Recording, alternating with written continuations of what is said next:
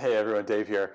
One of the things that I find when I'm working with my clients that's a sort of a stumbling block to healthy living and particularly weight loss is eating healthy meals. And I know that the idea of eating healthy meals is pretty daunting because it seems like it requires a lot of knowledge about cooking and then planning out the meals for a week and creating shopping lists and finding ingredients and all that sort of stuff.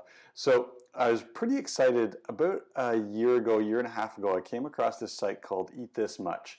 And you can see from the slogan there, it says, put your diet on autopilot.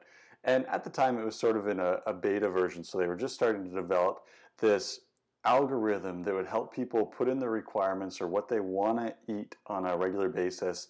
And then this will create some recipes and shopping lists and all kinds of different tools that'll take a whole lot of the work out of the process.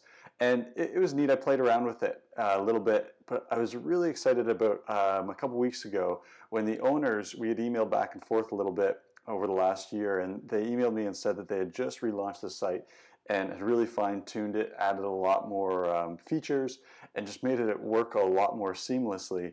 And I'm pretty excited to show you how it can really help you take a lot of the work out of healthy eating. So without further ado, I'm going to take you through the process and show you how I personally will use it and how it might be useful to you as well. So when you come to the home screen, we're just going to go to sign up and create your username and put in an email address and then your password. And when you sign up, you're going to see in a second here, it takes you through sort of a questionnaire that'll ask you a whole bunch of personal information about your, it says physical profile here. So let's go through this first. And I'm going to just do it for myself. So I'm going to maintain a healthy weight. We're going to use imperial measurements. I'm a male. Put in your height, current weight, getting personal here, age, current body fat, and then if you're ever unsure of anything, you can see they have little question marks here, and you hover over it and it'll give you a description of what each of the different categories mean. So I've already looked at this and know that mine fits in this category. For me, let's keep it simple. So I don't want to spend too much time with a whole bunch of different ingredients. I want to keep my meals pretty simple. And then this is a neat feature. If you want to be on a budget, you can click this little box here and put what your daily budget is for your meals. So let's go to the next step. And this is the part that is really cool. I'm just going to close that window out. This is the part that's really cool. You can set different types of food preferences. So in this box here, it'll give you some typical diets or eating styles, and then that will sort of calculate the types of foods that are included or excluded in your diet. Or my preference would be to do it manually, just because a diet like paleo, for example, there's some things that I really love about the paleo diet, but to say that I'm going to eat all my meals paleo style, I probably won't do that, so I'd rather check these off myself. And when you're down here, right now, everything that's in blue is included, so all of these foods will be included in my diet. I know that personally, I choose not to eat dairy, and then you can see that it checks off a common allergy food. The entire dairy category is X'd off or redded out, so that won't be included in any of my meals. I also eat gluten-free, and then there's some foods like breakfast cereals I tend to stay away from. Sugar I don't want, and say there's any foods that you just don't like, and I hate to say it, unfortunately I don't really like beets too much. So let's see, I'm not going to spend too much time on this, but I'm probably not going to buy trout or snapper, and don't want to eat any sardines. Let's say that, and we'll go on to the next step. This part here, I'm going to give this a name. So this is giving some nutritional guidelines or goals, specifically looking at your macronutrients, so your proteins, fats, and carbohydrates. It's automatically called the usual, so I'll just leave it at that. How many calories you want to get in your daily diet. And if you're not sure, you can always click on this nutritional calculator, and it'll help you calculate based on the metrics that you put here what you should be aiming for. So it's saying I should be about 3,000 calories, and then here are my ranges for my macronutrients. So if you're not sure, you can check that out. I'm going to leave this, I just like round numbers. Let's say 3,000 calories. Down here, we're going to set our macronutrients, and basically what this is saying is that the meals that it produces for a given day are going to fall into these ranges. So for a single day I'm going to have at least 335 grams of carbohydrates and no more than 495. If you're not sure, just leave it. They give pretty broad ranges here to keep things not too specific. Another option they give is you can set it as a percentage, and you can see that this one is 40% carbs, 30% fat, 20 or 30% protein. It gives you a bit of a warning here. The problem with this is this becomes quite specific, so it does limit the variety that you can have in foods. My preference would be to stick within this range, and then I'll sort of train the generator to know what foods or what meals I want, which ones I don't. So I'm just going to leave that. Sodium, I do want to keep my sodium under the recommended daily allotment there, and then I'm going to just leave those as they are. So I'm going to click on Finish Sign Up, and you can see that it says your account is set up and ready to go, and there is a free account where you can plan individual days or your meals for an individual day, and that's great. There is also an option for a 14-day free trial that includes the premium features. They're really neat. I think they're very useful, especially when you're starting out. So maybe you just want to, I'll show you what they are in a second, but maybe you want to just use those premium features for 2 weeks and then not go any further. I'd recommend giving it a shot. So I'm going to start the 14-day free trial, and you'll see that you get a couple options here, what day your grocery shopping day is. The reason that they include this is because you can set it up to email you a grocery reminder list the day before your typical shopping day. You can change this later if you like. This is a really neat feature too. If you get the premium edition, you can enable leftovers, and basically what that says is you can indicate if you have leftovers for your specific dinner, and then it'll automatically take those and make those part of your lunch the next day. So I'm going to use that feature because I do like to use leftovers. And I'm going to click Finish Sign Up. Now, here it says it's asking for some billing information. I was talking to the owner, and he gave me a gift code, so you can click on Redeem It here, and then that'll allow you to skip that, so you don't actually have to put any payment in. And the code I'm going to use is MYBW for Make Your Body Work, and we'll activate the code.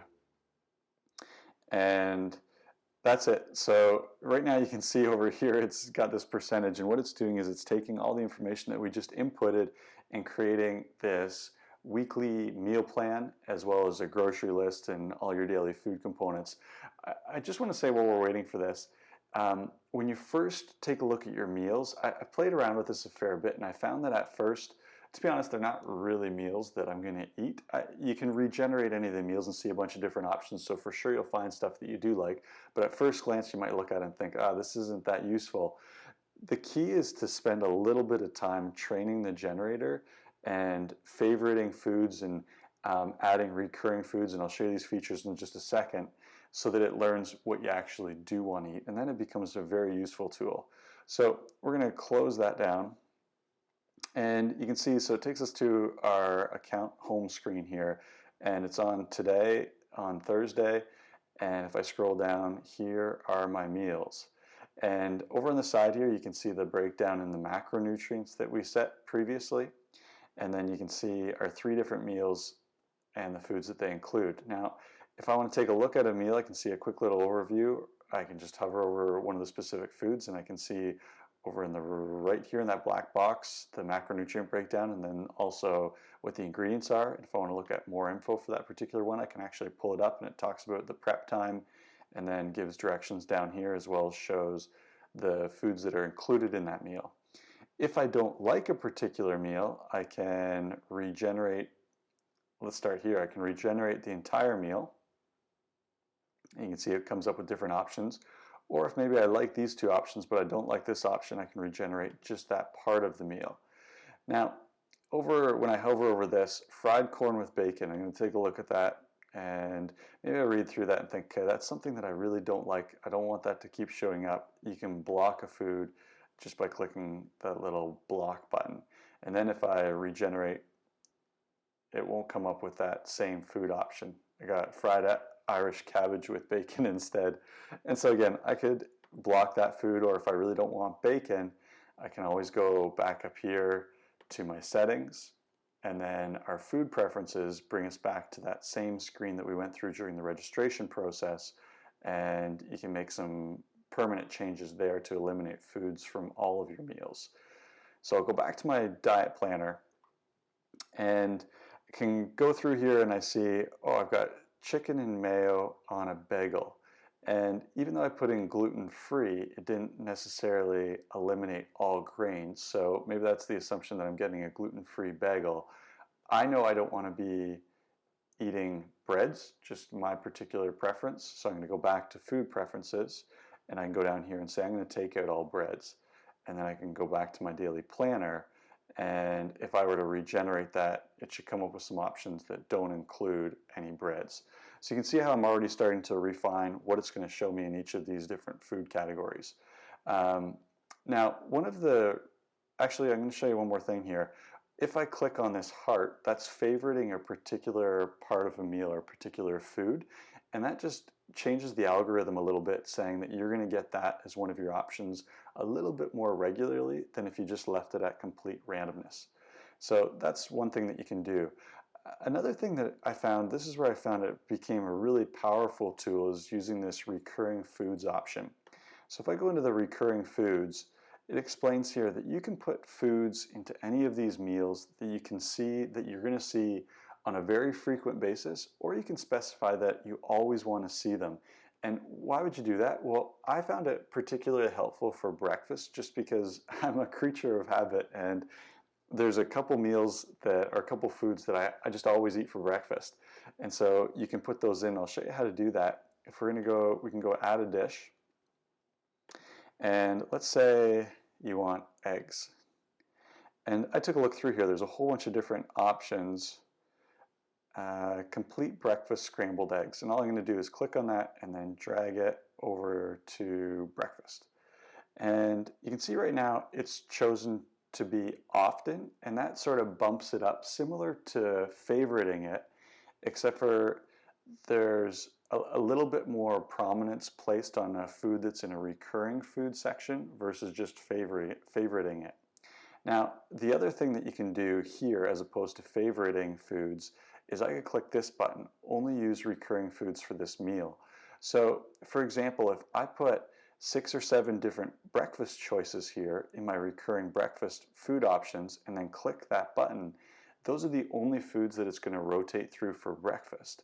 So this is really key because you could pick, I don't think too many people have more than just a handful of breakfast options, so you can really simplify the process by doing it in recurring foods. Now I'm going to go back to my daily planner and I'm going to regenerate breakfast, and notice it says there are no foods in this meal, and that's because I just eliminated basically all of my breakfast food options by putting in just that one recurring food. So if I go back to recurring foods and I'm going to click this to always, and basically that says I'm going to eat that every single day, which maybe I don't recommend, might not be the best way to do it. And then there you go. Now you're going to see that specific meal, and that'll just be your daily breakfast meal. So you can do that for all these different meals and really start to fine tune what it's programming for you. Now, one of the other things you can do is you can see over here there's custom foods and custom recipes. So right now I don't have anything in there. We'll get to that in just a second. I'll show you how you can add in some preferences. Another neat thing that you can do is you can modify your meals individually and just give them some parameters that however you want to set them up. So you click this little gear icon over beside breakfast and edit breakfast options, and you can see you can change the name of it, meal size. So this is something that I really recommend. I've written before about how it's important, especially if you're trying to lose weight or maintain a healthy weight, is to try and calorie load a little bit earlier in the day. So this allows you to do that. I can set a big meal or a huge meal for breakfast. I'm going to say big. And then depending on how complex or how complicated you want the meal to be, I'm going to leave it as I can cook. Some time. I want this to be really quick, so under 15 minutes. And then this is neat. So you can eliminate all typical breakfast foods or include some breakfast foods and other foods. Or if you want just your typical breakfast foods, you can leave that checked. And then how many people you're preparing for, and then whether or not you want breakfast to only come from your recurring foods list. And I'm going to save those changes. Another thing that you can do is, and this is really important for anyone who has a subset of meals that they already like to eat, is we can create our own custom meals and foods. And you notice I just went to browse foods up here, and then there's a button that says create a recipe. And in the create a recipe, you can upload an image or just leave that image there, give it your title, description, all of the statistics that you want to put in here, and then give your ingredients. Some of this stuff you don't have to put it, but it is really helpful because we do want to know roughly what our macronutrients and our calories are. That's a really important feature of this entire thing, is that it avoids us having to do any counting ourselves. So again, I know it takes a little bit of setup time, but once you put in, you know, roughly what these are and roughly what a cost is, then you benefit from it every single time you have that meal. You know how it fits into your, you know, macronutrient needs and how many calories you're eating for the day, as well as what your budget is. So that's a really neat feature, how you can create custom meals. And then when you're back in your actual meal plan, if I go to my recurring foods, you can see over here, if I want to add a specific food, right now these are all the foods that I can add, but if I had a custom recipe, I click on there, and then I can just grab and drag and drop my custom recipe over in whatever recurring food category or meal that I want to see that recipe show up in. So really neat feature to make your meal plan really specific and personalized. Another really cool feature is your groceries, and you can see here what this has done is taken all of the meals that I have selected for my week and put it into a shopping list, and it shows the quantities, everything that I need to know. So when I go shopping, it's really straightforward. Now you might think right away, well, I don't want to buy Dijon mustard every time I go to the grocery store, so I'm going to click that, click this. These are just things that I know I already have around the house, so mostly spices. And you can set the amount that you have so that it'll automatically keep it up to date as you start to use those meals and those foods. I'm going to add that to my pantry. So right now, that's all that I have in my pantry, so it just reduced my shopping list, and obviously you'd want to go through your entire shopping list and do that. This is a neat feature. Again, it takes a little bit of prep work, but once you have this set, we have an ongoing running tally of what foods we have in our pantry, and then that translates into what we actually need to buy. So it really reduces the thinking when it comes down to our shopping experience or what we need to plan for when we go shopping. So those are sort of the basics. Yeah, I really recommend just starting a free account. There's no reason to not play around with it a little bit, and you'll be able to refine your own foods, add in some of your own favorites, and see how it works. Like I said, I personally, the way that I'm going to use this is through the recurring foods. So I'm going to try and get my breakfast down so that I've got maybe 5 to 10 different breakfast options that I really like, and then probably add in, and I'm going to make breakfast so that it only chooses from those recurring foods. The lunch and the dinner, I'll probably put some recurring foods in, but we'll probably tag those as just often options, the ones that I like to have, but then it'll still give me some variety here and suggest some new recipes or meals that maybe I don't already use. So go ahead and play around with it, and hopefully you find this to be a really helpful tool. I hope that this helps you maintain your healthy diet. Thanks very much.